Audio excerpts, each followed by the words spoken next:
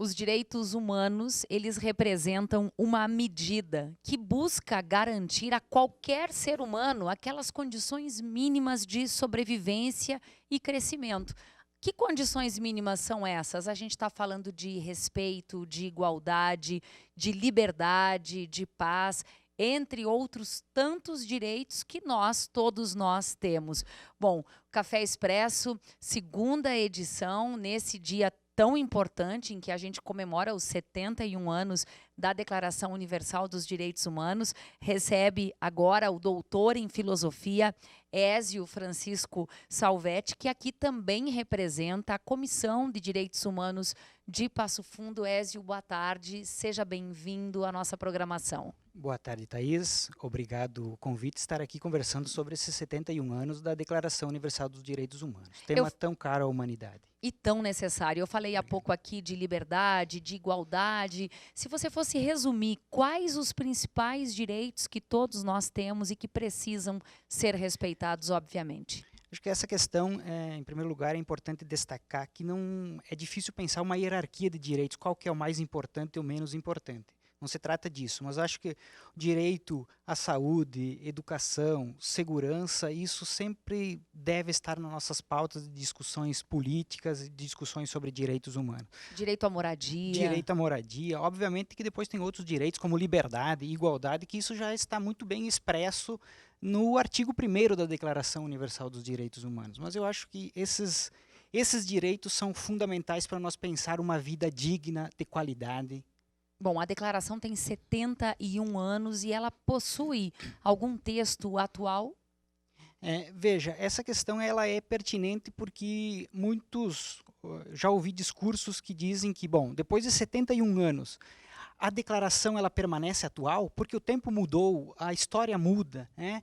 Mas eu penso que a Declaração Universal dos Direitos Humanos não há nada de desatualizada nela, né? Não está defasada, muito pelo contrário.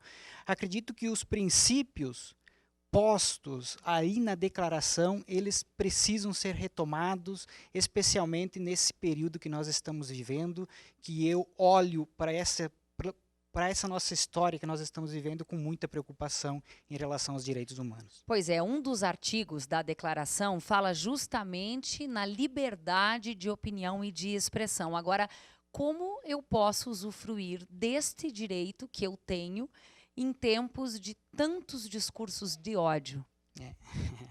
Veja, liberdade de expressão, liberdade de opinião é sim um direito fundamental.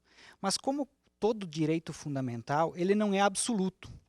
E muitos se valem da ideia de que eu tenho direito à expressão para, com a opinião, ferir o outro, ferir o diferente. Eu acho que aqui há um problema sério que nós precisamos discutir melhor.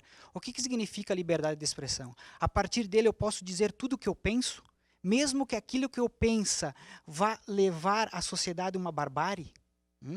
Então, esses discursos de ódio, eu acredito que ferem o princípio da liberdade de expressão, o princípio da liberdade de opinião.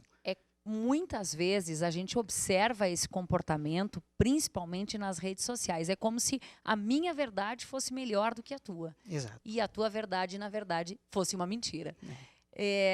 Bom, o que cada um pode fazer, Ézio, para a gente fazer com que os direitos sejam de fato efetivados?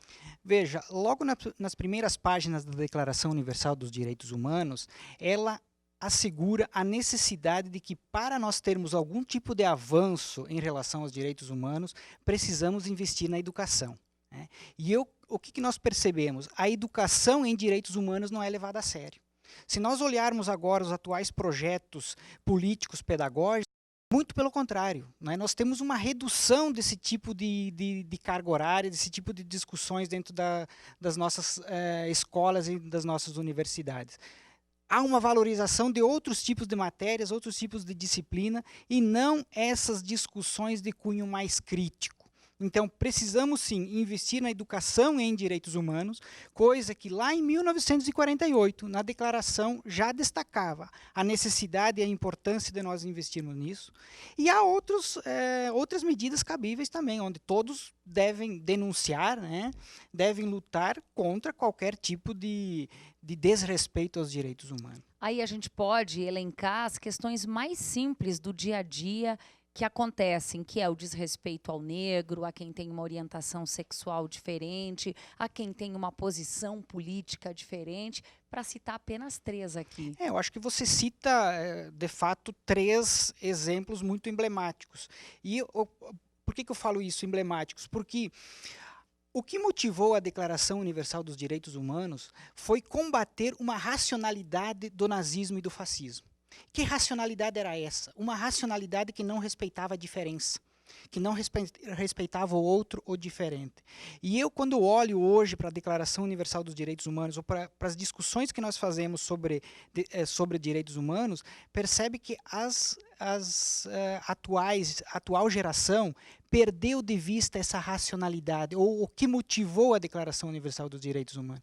Só que o que me preocupa é isso, aquela racionalidade nazista e fascista, ela está permeando, está presente no nosso meio social e temos que combater. Ao longo destes 71 anos da declaração, houve progressos, mas houve retrocessos também.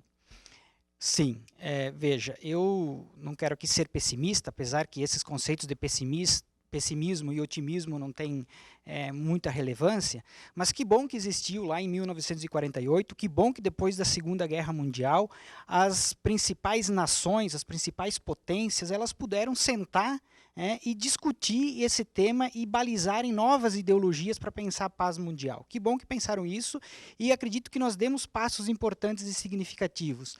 Agora, como eu falei, as gerações atuais estão perdendo de vista o que motivou a Declaração Universal dos Direitos Humanos. E quando nós esquecemos o passado, a barbárie tende a retornar. E isso é problemático, e isso precisa ser enfrentado.